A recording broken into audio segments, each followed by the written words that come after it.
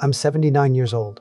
I have $8 million in the bank, and last Thanksgiving, I watched my daughter introduce her stepfather as my dad to her fiancé's parents. I was standing right there. She didn't correct herself, didn't even look at me. Just kept talking about how dad taught her to drive, how dad helped her through college, how dad was the first person she called when she got the job offer. 20 minutes of stories, not one of them about me. My son did the same thing at his daughter's baptism 2 years ago. The priest asked about family, and David said, "My father's here," pointing to James, his stepfather. James, who married my ex-wife in 1994. James, who was there for every baseball game I missed, every parent-teacher conference I was too busy for, every Saturday morning I spent at the office instead of at home. I built a software company, sold it in 2003 for $8 million. I retired at 57. I thought I'd finally have time to be a father then, but by that point my kids didn't need a father anymore. They already had one. And it wasn't me. I'm telling you this because I see men my grandson's age making the same choices I made. Working 80-hour weeks, missing dinners, texting during soccer games. And they say exactly what I used to say: I'm doing this for them. I'm building their future. You're not. You're building your loneliness. I married Patricia in 1968. I was 23, fresh out of MIT, engineering degree in hand. She was 21, working as a secretary, dreaming about a big house and children and the kind of life her parents never had. We both wanted to climb out of where we came from. My father worked in a steel mill in Pittsburgh, dead by 54, emphysema. I remember thinking at his funeral, I'm not going to break my back for minimum wage. I'm going to be different. I'm going to build something, provide something real. So I started my company in 1972. Software for manufacturing systems. Revolutionary stuff back then. Patricia was pregnant with our daughter, Emily. I was 27, terrified, determined. I worked 90-hour weeks, weekends, holidays. Patricia would bring me dinner at the office at 8 p.m., 9 p.m., sometimes midnight. When things settled down, I'd tell her, I'll be home more. But things never settled down. In startups, there's always another crisis, another deadline, another investor meeting, another deal that could change everything. I kept thinking, just get through this quarter, this year, get to profitability, get to the next funding round, then I have time. Our son David was born in 1975. I missed the birth. I was in Chicago meeting with a potential client. Patricia went into labor early. By the time I got to the hospital, he was already 6 hours old. She was sitting there, exhausted, holding our son. She didn't say anything when I walked in, just looked at me with this expression I couldn't quite read. Disappointment, maybe, or resignation. I told myself it didn't matter. I'd make it up to them. Once the company took off, I'd be there. That's what I told myself for 20 years. In 1978, Emily was 6. She had her first piano recital. I promised I'd be there. Promised. She practiced for weeks. Kept asking, "Daddy, you're coming, right?" And I'd say, "Of course, sweetheart. I wouldn't miss it." But the night of the recital, one of our biggest clients threatened to cancel their contract. Crisis meeting. I told Patricia to videotape it. I'd watch it later.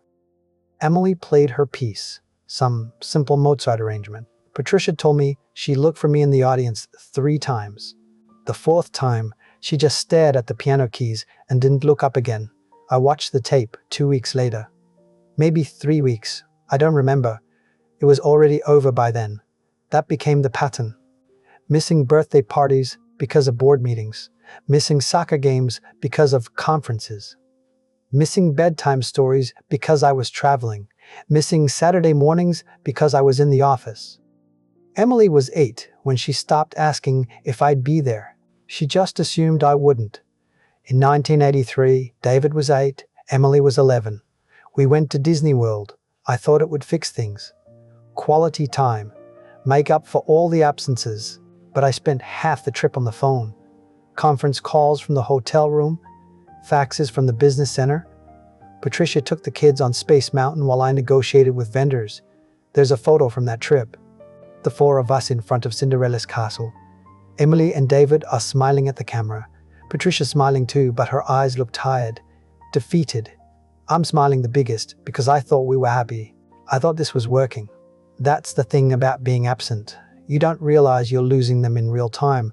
You think you're building something for them. You think they understand. You think there will be time to fix it later. The company went public in 1986. We made $7 million overnight. I was 41. I thought I'd finally made it. Finally proved I could provide. Give my family everything my father couldn't give us. I bought us a bigger house, a vacation home, new cars, better schools for the kids. But Emily was 14 then. That's the age when daughters need their fathers most. When they're figuring out who they are. When they're looking for validation, for protection, for someone to tell them they're enough just as they are. I wasn't there.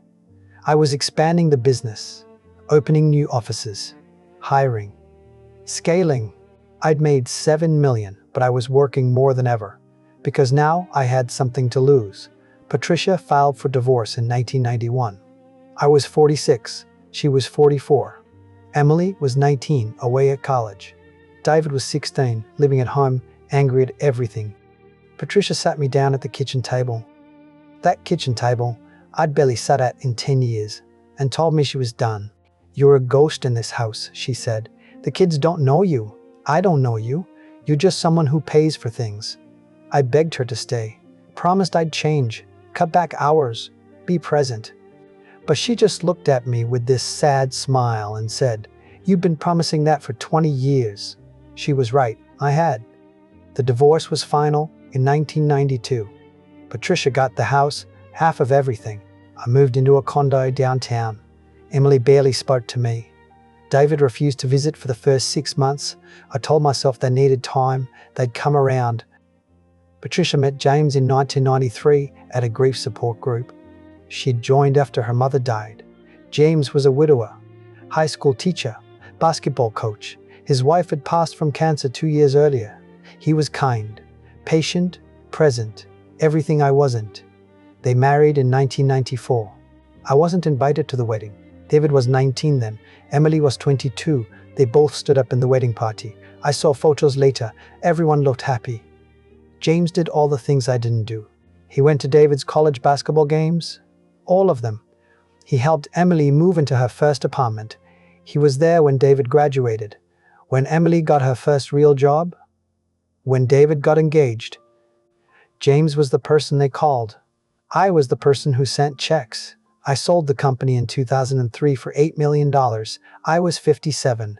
Finally had all the time in the world.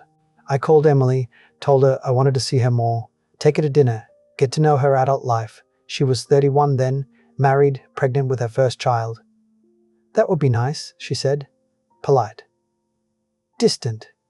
Like talking to an acquaintance. We had lunch once a month, sometimes once every 2 months. The conversations were surface level, weather, work, safe topics. She never shared anything real, never called just to talk. I was a maintenance obligation, an hour every few weeks with her biological father who, technically, still existed. My grandson was born in 2004. Emily asked James to be in the delivery room. Not me. James was there when she went into labor. James held the baby in those first hours. I got a text message with a photo 6 hours later. Baby arrived. Everyone healthy. I showed up at the hospital with flowers. Emily was polite. Let me hold the baby for 5 minutes. Then she handed him back and said she was tired. James was in the corner, looking comfortable. Like he belonged there. I was the intruder. David's daughter was born in 2008. Same pattern. James in the delivery room. Me getting a phone call afterward. At her baptism 2 years later, the priest asked David about family. David pointed to James and said, "My father's here." Then pointed to me. And that's Frank. Not dad. Not father. Frank. I stood there holding my granddaughter, watching my son refer to another man as his father, and I realized I haven't been their dad in 30 years. I've been a name on birthday cards, a signature on checks, a person who exists in their family tree but not in their actual lives. Here's what took me 79 years to learn. Money doesn't make you a father. Presence does. I gave my kids everything except myself. I paid for their education but missed their graduations. I bought them cars but wasn't there to teach them to drive. I funded their weddings, but they didn't want me to walk them down the aisle.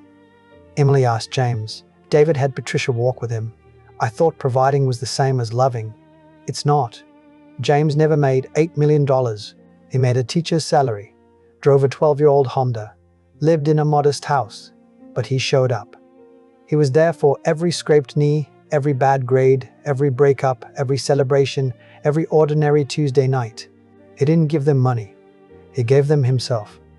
And they called him Dad. I see men today making the same mistakes. I see them in airports, on their phones, barking into headsets, missing flights home.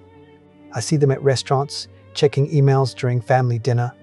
I see them at their kids' games, standing on the sidelines but mentally in the office. They're building empires, building net worth, building resumes, and they're telling themselves the same lie I told myself. I'm doing this for them. But your kids don't want your money. They want your time, your attention, your presence. They want you to know their friends' names, their teachers' names, their favorite songs, their fears, their dreams. They want you to be there when they wake up from nightmares, when they struggle with homework, when they score their first goal, or miss their first shot, or get their heart broken for the first time. They want you to see them, not just provide for them. I missed all of that. I outsourced fatherhood to my wife, then to their stepfather.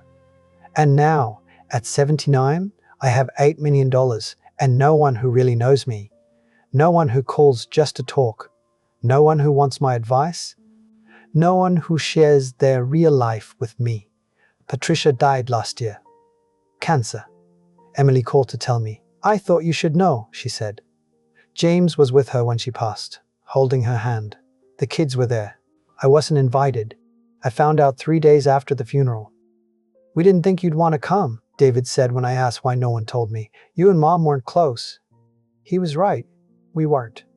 But there was a time when we were. There was a time when I loved him more than anything, before I loved the company more, before I loved the success more, before I loved the idea of financial security more than the reality of human connection.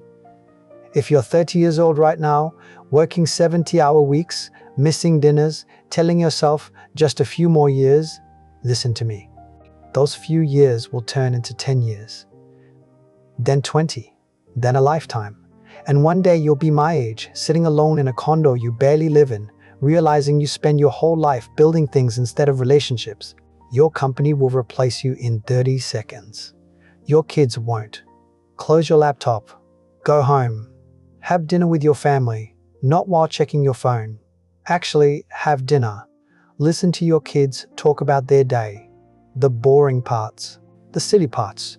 The parts that seem meaningless. Those are the parts that matter. Go to the soccer game, the recital, the parent-teacher conference, the birthday party. Don't send your wife with a camera. Be there yourself. Be present. Put your phone away. Watch your child. Let them see you watching them. When your kid asks you to play, play. Don't say in a minute and then never follow up. Don't say this weekend when you know you'll be working. Say yes right now. The dishes can wait. The emails can wait. Your childhood doesn't wait. You think you have time. You don't. Emily is 56 now. David is 53. They're polite to me. They invite me to holiday dinners because it's the right thing to do. But I'm not really family. I'm an obligation, a cordial stranger who happens to share their DNA. I would give every dollar of that $8 million to go back to 1978 and choose differently. To walk away from that client meeting and go to Emily's piano recital. To tell the investors to wait and go to David's baseball games. To be home for bedtime stories. To be present for the 1,000 tiny moments that add up to a childhood. But I can't go back, and neither can you once these years are gone. So here's what I'm asking you. Put your phone down right now. Right this second, go find your kids. Hug them, play with them, talk to them. Ask them about their day, and actually listen to the answer. If you found this message helpful, subscribe.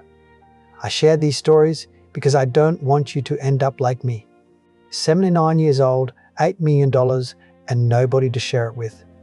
Leave a comment telling me, what moment did you almost miss this week? What did you choose instead? I want to know if this is reaching people, if anyone's actually listening.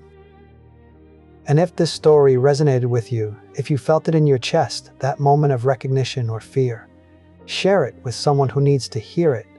Not because I need views, but because some father out there is making the same choice I made 40 years ago. And maybe, just maybe, this will be the thing that makes him choose differently. I'm 79 years old. I made $8 million, and my kids call someone else dad. Don't let that be your story.